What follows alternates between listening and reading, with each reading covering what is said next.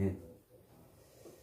11월 13일 수요일입니다. 오늘은 창세기 4장 16절부터 마지막 26절까지 말씀입니다. 가인의 문화, 아벨의 문화라는 제목입니다. 가인의 문화, 아벨의 문화. 창세기 4장은 아담과 타락 이후에 인류의 역사가 딱 이 두 종류의 사람만 있다는 것을 보여주려고 하는 장이라고 그랬죠. 그래서 가인과 아벨, 하나님을 예배하는 아벨의 문화를 이루며 사는 사람과 하나님을 대적하는 가인의 문화를 이루는 사람, 이 두 종류의 사람이 세상에 이제 있는 거예요. 그래서 하나님은 시간과 공간 속에 있는 그 가인과 아벨의 그 많은 후손들 중에 아벨의 후손들만 하나님이 골라내시는 그 역사, 그것이 구속사라 이렇게 말한다고 그랬어요. 하나님께서 이 가인의 예배를 받지 않으신 이유가 뭐라고 그랬죠? 가인이 선을 행하지 않았기 때문에 그랬다 그랬습니다. 선. 성경에서 선이라는 것은 우리를 창조하신 창조주 하나님 앞에 피조물의 자리에서 그 창조주 하나님을 올바르게 경유하고 그 하나님과 바른 관계를 맺고 있는 상태, 이것을 선이라 이렇게 말한다 그랬어요. 그래서 하나님께서 지으신 그 피조물들이 자기 자리를 지키고 있는 거예요. 자기 자리를 지키고 자기 자리에서 하나님과 바른 관계를 맺고 하나님이 지으신 목적대로 그렇게 영광을 드러내며 사는 것, 그것이 피조물의 존재 이유란 말이에요. 그래서 하나님께서 이사야 43장에서도 우리 인간을 창조하신 이유가 뭐라고 그랬습니까? 하나님의 이름을 찬송케 하려고 창조했단 말이에요.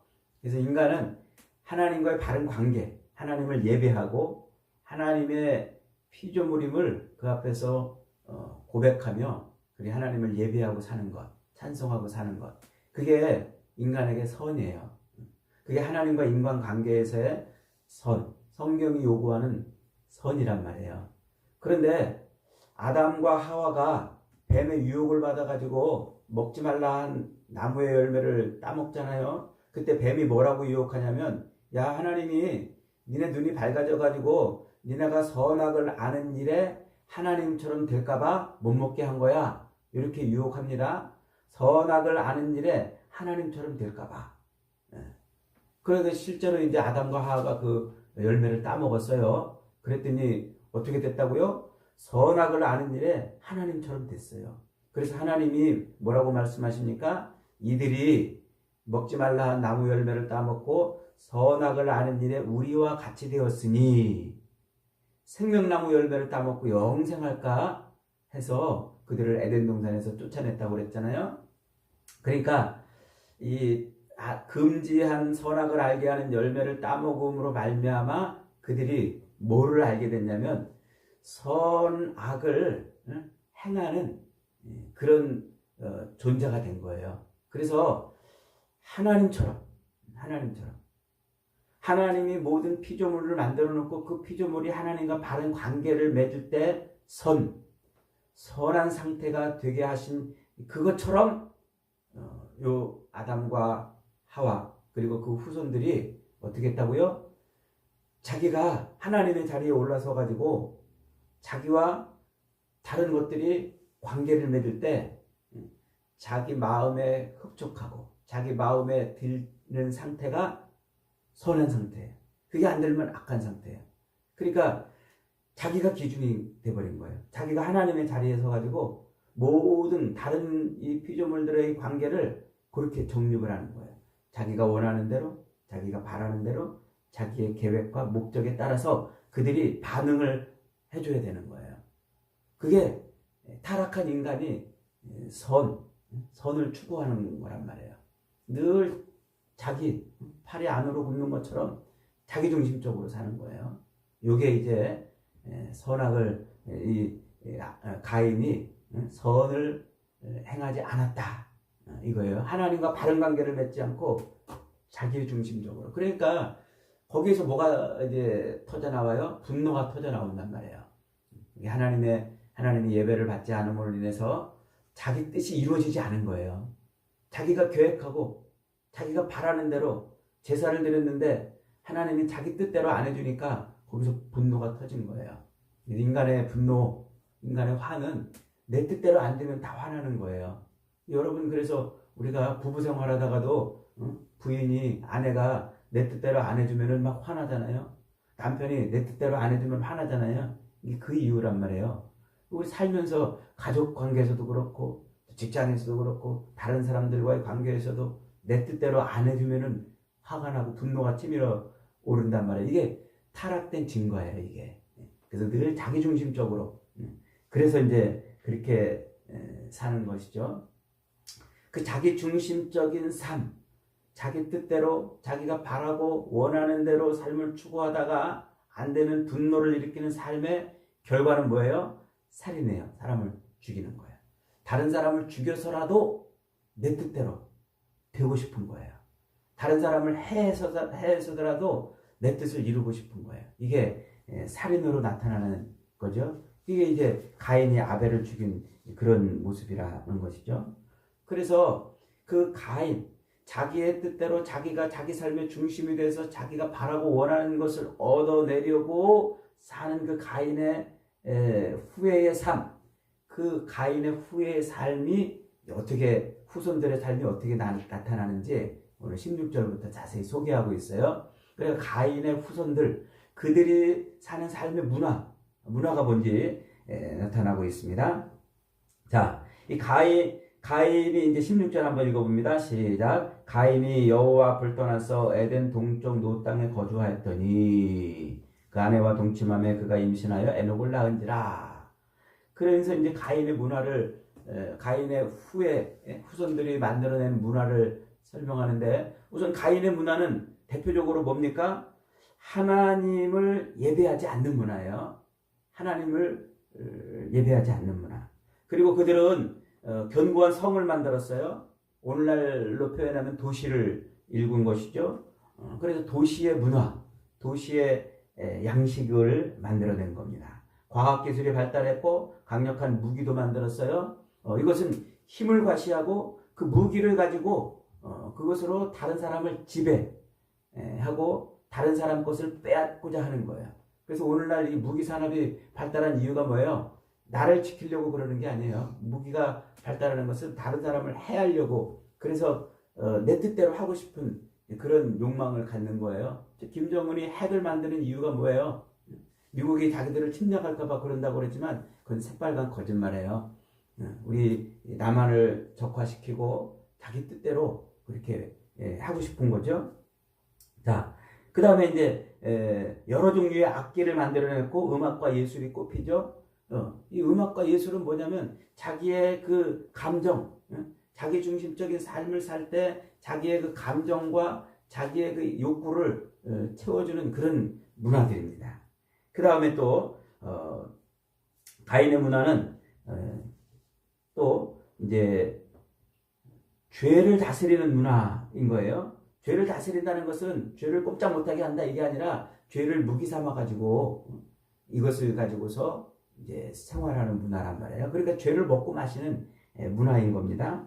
그들은 그렇게 죄를 무기로 삼아 가지고 다른 사람을 지배하고 통치하는 자리에 오르고 싶어 했던 것이죠. 그 다음에 그들은 또 이 가인의 문화에는 여성들의 아름다움이 빛을 발하는 그런 문화예요. 여기 보면은 이 가인의 후손들의 족보가 나오잖아요. 여인들의 이름이 나와요. 아다, 실라, 나아마 이런 이름들이 나오는데 그 뜻은 모두 아름답다, 장식한다, 보호한다, 애교 있다 이런 뜻이에요. 그러니까 이게 다 인간의 그 말초신경을 자극하는 그런 욕구를 자극하는 그런 용어들이란 말이에요. 그러니까 여인들을 그런 자기의 이 욕구와 쾌락을 이제 만족시키는 그런 상대로 본다는 거예요. 그런 상대로. 그러니까 벌써 이제 여자를 쾌락의 대상으로만 보는 거죠. 라멕이 벌써 여자를 여러 아내를 뒀잖아요. 그러니까 하나님께서 창조하실 때 아담과 하와로 하여금 아름다운 가정을 이루게 하셨는데 그 가정을 깨트리는 문화인 거예요. 이게 가인의 문화인 거죠. 그 다음에 가인의 문화는 또 폭력과 살인의 문화예요. 이 라멕이 다른 사람을 죽여요. 소년을 죽여요. 왜 죽입니까? 자기 상처 때문에 죽인다 그랬어요. 그리고 자기의 그 어떤 상처, 그 상처를 치유하고 싶어가지고 그래서 뭐 한다고 하는 거예요? 다른 사람을 죽이는 거예요. 자기 상처를 치유하는데 왜 사람을 죽여요? 이게 가인의 문화이기 때문에 그래요. 죄를 무기 삼아서 자기중심적인 삶을 살아가는 문화, 이것을 타락한 문화, 가인의 문화, 이것을 다른 말로 표현하면 자율적인 문화다 이렇게 표현할 수 있어요. 자율적인 문화, 스스로 알아서 한다는 거예요. 하나님의 눈을 거부하고 하나님이 자기들을 보고 있다는 것을 무시하고 자기들 스스로 자기들이 알아서 그렇게 자기들이 중심이 돼가지고 자기들 욕망과 욕구를 채우는 삶을 살아가는 문화인 겁니다. 그 문화의 특징을 한마디로 뭐라고 그런다고 그랬어요? 16절 초반에 가인이 여호와 앞을 떠났다 이렇게 말하잖아요. 하나님을 떠난 거예요. 하나님을 떠난 문화는 자기중심적이고 자기 욕망을 채우고 욕심을 채우고 그래서 자기 욕망과 욕심과 쾌락을 채우기 위해서라면 기꺼이 살인도 하고 폭력도 하는 그런 문화. 이게 가인의 문화라 이렇게 말하는 거예요. 더 이상 그 가인의 문화에서는 하나님이 주인이 아니에요. 누가 주인이에요? 자기가 주인이에요. 자기 스스로 사는 것이죠. 이런 자기가 주인돼서 자기 스스로 자율적으로 그렇게 사는 문화, 이 가인의 문화는 하나님의 심판밖에는 얻을 것이 없다. 성경이 그걸 말하고 있는 겁니다. 자, 그 다음에 반면에 이 아벨의 후손들은 어떤 문화를 가지고 있을까요? 아벨의 후손들. 자, 25절 한번 읽겠습니다. 시작. 아담이 다시 자기 아내와 동침하매 그가 아들을 낳아 그의 이름을 셋이라 하였으니 이는 하나님이 내게 가인이 죽인 아벨 대신에 다른 씨를 주셨다 함이며 셋도 아들을 낳고 그의 이름을 에노스라 하였으며 그때의 사람들이 비로소 여호와의 이름을 불렀더라 그랬어요. 이 여호와의 이름을 부르는 것, 이게 아벨의 문화예요. 여호와의 이름을 부르는 것. 그때의 사람들이 비로소 여호와의 이름을 불렀더라 이 말은 그때 비로소 사람들이 여호와를 알았다 이 말이 아니고 공식적으로 사람들이 공적인 예배를 시작했다 이 말이에요. 그때 비로소 하나님이 사람들에게 나타났다 이런 말이 아니고 그때 비로소 공식적으로 개인적으로 하나님을 알던 사람들이 이제 공식적으로 예배를 드리는 그런 삶을 살기 시작했다. 그러니까 예배가 뭐가 됐다는 거예요? 그들의 삶의 문화가 됐다는 거예요.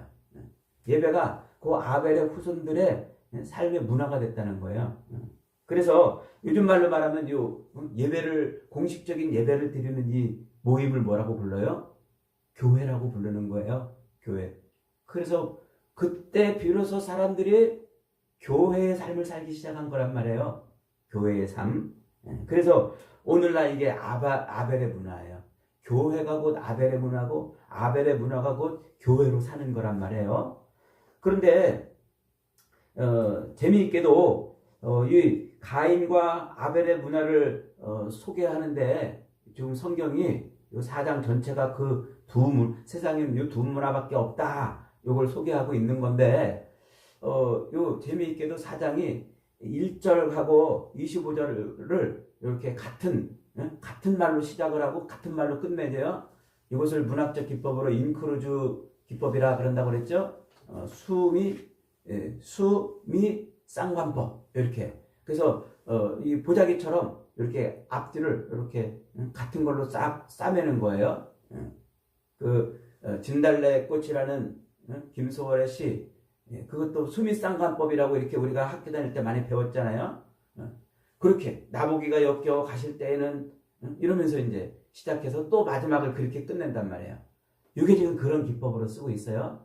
그러니까 1절에서 뭐라고 시작하고 있냐면은 아담이 그의 아내와 동침해서 하와를 낳고 하와가 임신하여 가인을 낳고 내가 여호와로 말미암아 등남하였다 하니라. 이렇게 동침해서 아들을 낳고 그 아들의 이름을 불러주는 걸로 시작을 해요.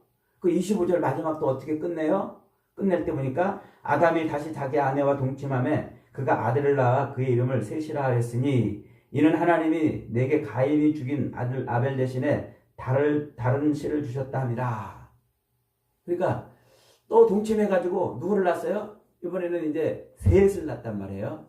셋. 아벨 대신에 셋을 낳았어요. 이렇게 동침해가지고 아들을 낳고 동침해서 또 아들을 낳은 이렇게 시작하고 이렇게 끝맺어요. 그런데 더 중요한 의미가 있어요. 뭐냐면 거기서 이름을 불러줬다. 그래, 이름을. 근데 우리 한글 성경이 조금 아쉬워요. 좀 번역이 잘 됐습니다만 조금 아쉬운 게 누가 이름을 불러줬는지 애매하게 번역을 해놨어요. 아담이 불러줬는지 하와가 불러줬는지 모르게 그렇게 돼 있어요. 얼핏 보면은 아담이 하와와 동침해서 아들을 낳고 아담이 부른 것처럼 이렇게 보이잖아요. 근데 사실은 하와가 다 이름을 불러준 거예요. 하와가. 그래서 아들을 낳고 하와가 이 아들 가인이야 이렇게 불러주고 아들을 낳고 이 아들 아벨이야 이렇게 했다는 얘기예요. 그리고 셋을 낳고 이 아들 셋이야 이렇게 누가 이름을 불렀다고요? 아담이 부른 게 아니라 하와가 불렀어요. 주어가 거기서 하와예요. 이게 우리 히브리어를 우리 한글로 번역할 때 살짝 좀 명확하게 번역을 못한 아쉬운 부분인데, 자, 지금 아들을 낳고 이름을 누가 불렀다고요? 하와가 불렀단 말이에요. 이게 지금 무슨 말이냐면요. 창세기 3장 아담과 하와가 범죄했을 때 하나님이 하와에게 뭐라고 말합니까? 15절 16절에서 여자의 후손이 나와서 뱀의 머리를 부수고 그리고 그 여자의 후손이 여자를 구원하는 언약을 주셨다고 그랬잖아요. 그것을 원시복음이라고 이렇게 말한다고 그랬어요. 그러면서 이제 하와에게 너에게는 임신하는 고통을 주고 네가 해산의 수고를 해야 그 후손을 얻을 것이다. 16절에서 그렇게 3장 16절에서 말했단 말이에요. 그러니까 이 하와는 자기가 뱀의 유혹을 받아가지고 타락함으로 말미암아 에덴 동산에 쫓겨나서 가시덤불과 엉겅퀴를 내는 그런 고통의 삶을 살면서 누구를 기다렸다고요? 자기로 말미암아 태어날 후손을 기다린 거예요. 여자의 후손을. 그래서 아담하고 동침을 한 거예요. 그래서 아담하고 동침을 해가지고 아기를 딱 낳았더니 그 남자가 나왔어요. 그래서 그 남자의 이름을 이제 이렇게 불러주잖아요. 내가 여호와로 말미암아 등남하였다. 내가 여호와로 말미암아 등남하였다. 이것도 번역이 조금 충분치 않아요. 정확하게 번역하자면 이렇게요. 내가 여호와와 함께 그 남자를 낳았다. 이렇게 번역해야 정확해요. 내가 여호와와 함께 여호와로 말미암아 아들을 낳았다가 아니라 여호와와 함께 그 남자를 낳았다. 그 남자가 누굴까요? 바로 3장 16절에서 이 15절에서 예언하고 있는 여인의 후손이에요. 여자의 후손. 그러니까 아담은 그 여자의 후손이 와가지고 뱀의 머리를 부수고 자기들을 구원해 줄 것을 기다린 거예요. 기다리고 기다렸는데 드디어 그 남자가 나온 거예요. 그래서 내가 여호와와 함께 그 남자를 낳았다. 여자의 후손을 낳았다고 이렇게 본 거죠. 그래서 가인이라고 이제 이름을 불러주지요. 그런데 그렇게 여자의 후손인 줄 알았던 그 가인이 나와가지고 사는 삶의 모습을 보니까 그것은 자기를 구원할 삶이 아니었던 거예요. 여자의 후손인 줄 알고 하나님이 약속해 주신 그 여자의 후손인 줄 알고 그렇게 가인을 기대하고 바랐는데 오히려 이 가인은 여호와를 떠나서 성을 쌓고 살면서 온갖 살인과 기고만장한 인간들의 자랑과 탐욕을 원망과 분노에 휩싸인 그런 삶을 살고 있는 거죠. 그 삶을 가인을 통해서 본 거예요. 그러니까 이놈이 여자의 후손, 나를 구원할 여자의 후손인 줄 알았더니 아니네. 그래서 두 번째 아들을 낳았는데 그 아들의 이름이 허무하다. 허무하다. 이렇게 이름을 붙여준 거야. 아벨이라는 이름이 허무한 자라는 뜻이라고 그랬잖아요. 예. 그래서 그 아벨의 이름을 허무하다 이렇게 이제 붙여줬어요. 그런데 어떻게 했어요? 지금 하나님이 다시 또 아담과 동침해가지고 또 아들을 낳게 했어요. 그래서 그 아들의 이름을 또 뭐라고 짓습니까? 하나님이 내게 가인이 죽인 아벨 대신 다른 씨를 주셨다. 이렇게 해서 셋이라고 줬다고 그랬잖아요. 셋이라고 이름을 줬다고 그랬잖아요. 요 셋이라는 말이 대체한 자, 대신하는 자 이런 뜻이에요. 그 씨라는 말이 3장 15절에서 여자의 후손할 때 그 후손이랑 요 씨라는 말이 똑같은 말이에요. 여기서는 이것을 후손이라고 번역했고 여기서는 씨라고 번역했는데 똑같은 제라라는 그런 히브리어를 쓰고 있어요. 그러니까 그 여자의 후손이 누구라는 말이에요. 셋을 통해서 나오는 거란 말이에요. 이게 지금 성경이 이 말을 지금 일부러 이렇게 수미쌍관법, 인크루지기법을 써가지고 이걸 강조를 하고 있어요.